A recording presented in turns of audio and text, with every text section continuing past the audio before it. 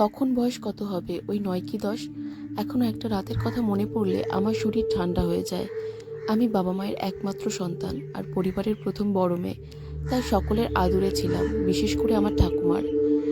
সকালে ঘুম থেকে ওঠা থেকে শুরু করে রাতে শুতে যাওয়া অবধি আমি ঠাকুমাকে ছাড়তাম না। খাওয়া, গল্প শোনা, সব কিছুই ওই মানুষটার কাছে আবদার। ঠাকুরদাকে চোখে দেখিনি। আমার জন্মের অনেক আগে, মানে আমার বাবার বিয়ের আগে তিনি মারা গেছেন। আমার যত আবদার আদর সব ঠাকুমার কাছে। আমার বয়স যখন ১০, আমি ক্লাস 5-এ পড়ি। তখন আমার একটা ছোট ভাই হয়।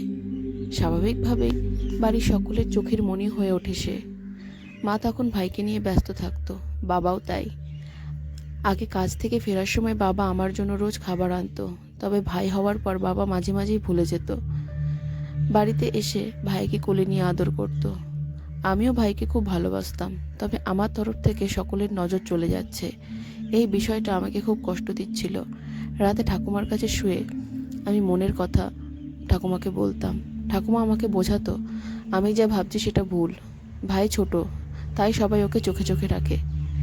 একদিন ছুটির দিন সকালে আমি ভাইকে কোলে নিয়ে খেলছিলাম মাটির দাওয়াতে বসে।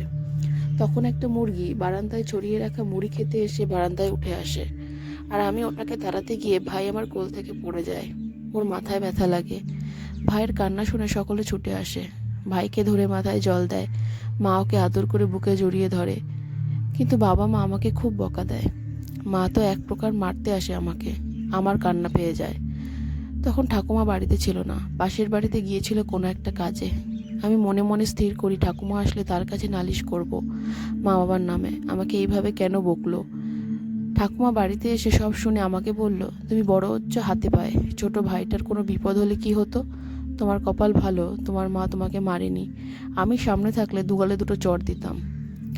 মা বাবার কাছ থেকে বকা খেয়ে মনটা তেতো হয়েছিল, কিন্তু যার কাছে গেলে ভরসা পেতাম সেও আমাকে বকলো। আমার খুব কষ্ট হলো। কাউকে কিছু না বলে আমি বাড়ি থেকে বেরিয়ে পড়লাম। মনে মনে ভাবলাম আর বাড়িতে ফিরবো না। 2 কিলোমিটার পায়ে হেঁটে আমাদের গ্রামের স্টেশনে চলে আসলাম। সেখানে এসে ক্লান্ত হয়ে ঘুমিয়ে পড়লাম। যখন আমার ঘুম ভাঙলো দেখি সন্ধে নেমে গেছে। স্টেশন একেবারে ফাঁকা, 2-1 জন রয়েছে। এইদিকে খিদেও পেয়েছে। সব রাগ ভুলে আমি বাড়ির পথে হাঁটা দিলাম। আসার সময় বুঝতে পারিনি, কিন্তু ফেরার পথে বড্ড কষ্ট হচ্ছিল। এমনকি সারাদিনের ক্লান্তি, তার উপর পেটে খিদে। যাই হোক, আমি কোনো মতে হেঁটে চলেছি। হঠাৎ রাস্তায় একজন কাকু আমাকে দেখে বলল, কী রে, তুই এই সন্ধ্যাবেলা হেঁটে হেঁটে কোথায় যাচ্ছিস? আমি বললাম, বাড়ি যাচ্ছি। কাকু তখন কাজ থেকে ফিরছিল, আমাকে সাইকেলে চাপিয়ে বাড়ির দিকে রওনা দিল। ভালোই হলো, হেঁটে আসতে কষ্ট হচ্ছিল, কাকুকে পেয়ে আমার কষ্টটা কমলো।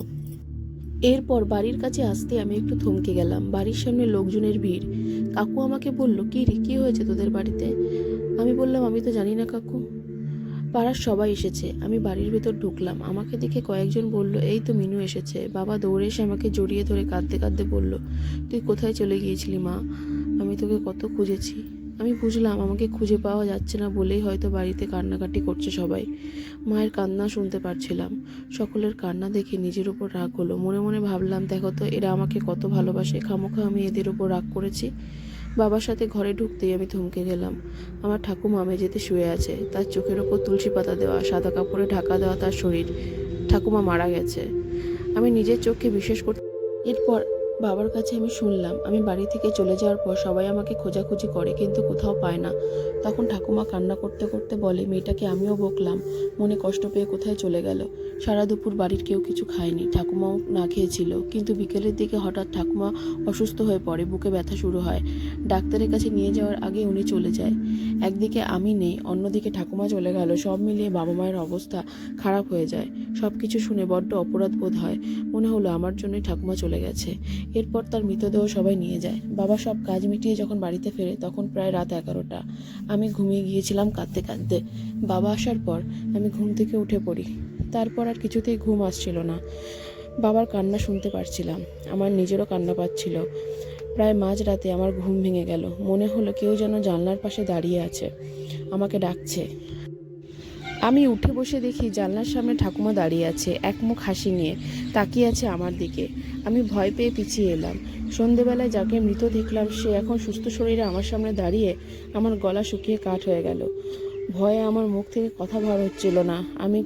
আমি যে কাউকে চিৎকার করে ডাকবো সেটাও ডাকতে পারছিলাম না। দেখলাম ঠাকুমা হাতের ইশারায় আমাকে কাছে ডাকছে। আমি কি করব? আমি এগিয়ে গেলাম ভয়ে ভয়ে। ঠাকুমা আমাকে বলল, তুই আমার ওপর রাগ করেছিলিস? রাগ করে বাড়ি থেকে চলে গিয়েছিলিস? না রে দিদিভাই, তোকে আমি বকতে চাইনি। তুই আমাকে ভুল বুঝিস না। তোকে আমি বড্ড ভালোবাসি। কখনো কারো ওপর রাগ করিস না।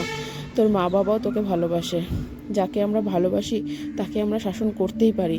তাই দিদিভাই, কখনো এরকম রাগ করে বাড়ি থেকে চলে যাবি না। আমি মাথা নেড়ে সায় দিলাম, ঠিক আছে, যাব না। দেখলাম আমার ঠাকুমা হেঁটে হেঁটে নিজের ঘরের দিকে চলে যাচ্ছে। আমাদের অনেকটা বড় উঠোন। একদিকে আমাদের ঘর, অন্যদিকে রান্নাঘর, আর একদিকে ঠাকুমার ঘর। ঠাকুমার ঘরটা ছিল বাড়ির দক্ষিণ দিকে।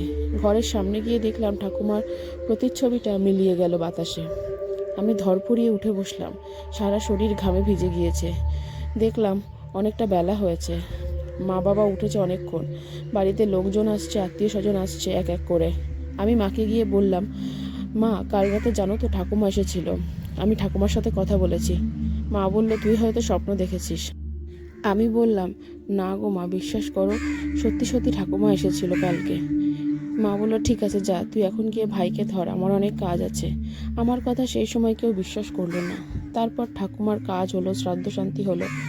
এরপর প্রায় 5-7 দিন পর আমি বাবাকে আমার কথাটা জানালাম। বাবা আমার কথা বিশ্বাস করলো না।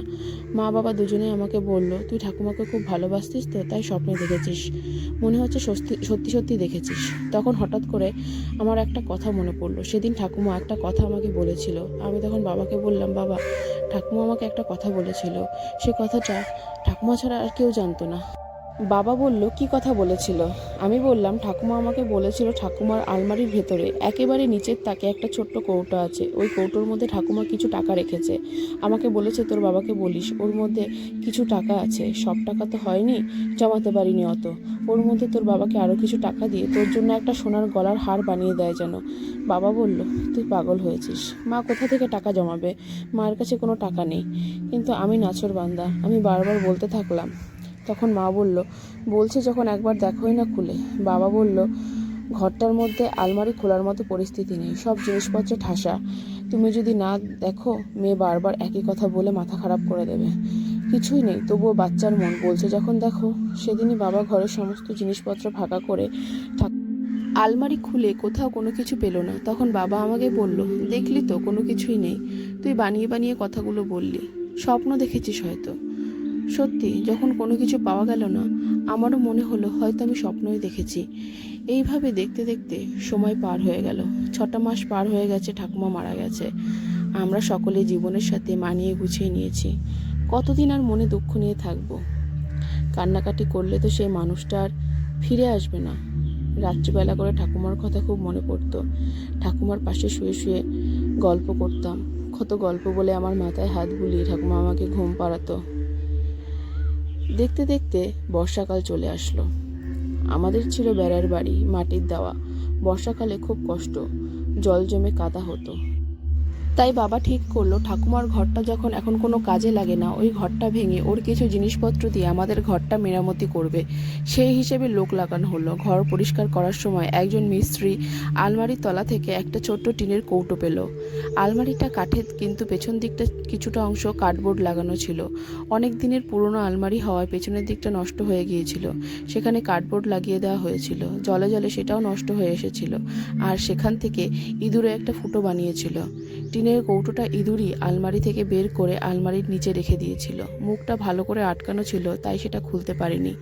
বাবা কৌটোটা নিয়ে যখন খুলল, তখন দেখলো সত্যি তার মধ্যে টাকা রয়েছে। ঠাকুমা একটু একটু করে 350 টাকা জমিয়েছিল। প্রতি বছর বাবা সবাইকে অল্প অল্প করে হাত খরচ দিত। আমরা সকলে খরচ করতাম, কিন্তু ঠাকুমা সেগুলো খরচ না করে জমিয়ে টাকাগুলো দেখে বাবা চোখে জল ধরে রাখতে পারলো না। মাও কেঁদে ফেললো। আমি বললাম, আমি তোমাদের মিথ্যে কথা বলিনি। সেদিন ঠাকুমা সত্যিই এসেছিল। আমাকে ঠাকুমা যা বলে গিয়েছিল বাবা সেই কাজ করলো। ওই টাকার মধ্যে আরও কিছু টাকা দিয়ে বাবা আমার জন্য একটা সোনার গলার হার বানিয়ে দিল, ভারী দেখে। ঠাকুমার এটাই ইচ্ছে ছিল, শেষ ইচ্ছেটা রাখা হলো। আমি আমার বিয়ের সময় ওই গলার হারটা পরেছিলাম। পরে স্বপ্নে আমি আর কোনোদিন ঠাকুমাকে দেখিনি। কি জানি, ওটা বলার জন্যই হয়তো আমার কাছে এসেছিল। ঠাকুমার ঘটনা থেকে জীবনে একটা শিক্ষা পেয়েছি, কখনো কারো উপর রাগ অভিমান করে থাকতে নেই। রাগ অভিমান হলেও সেটা মিটিয়ে নিতে হয়, না হলে আমাদের জীবন বড় অনিশ্চিত। কখন কে আছে কখন কে নেই কেউ বলতে পারে না। ঠাকুমা চলে যাওয়ার পরেও আমার সাথে দেখা করতে এসেছিল, কিন্তু এমন সৌভাগ্য কি সবার হয়? ছোট ছিলাম, ভয় পেয়েছিলাম, এমনটা নয় যে আজও ভয় পাই না, তবে সে স্মৃতি মনে আসলে ভয় থেকে বেশি কষ্টই হয়।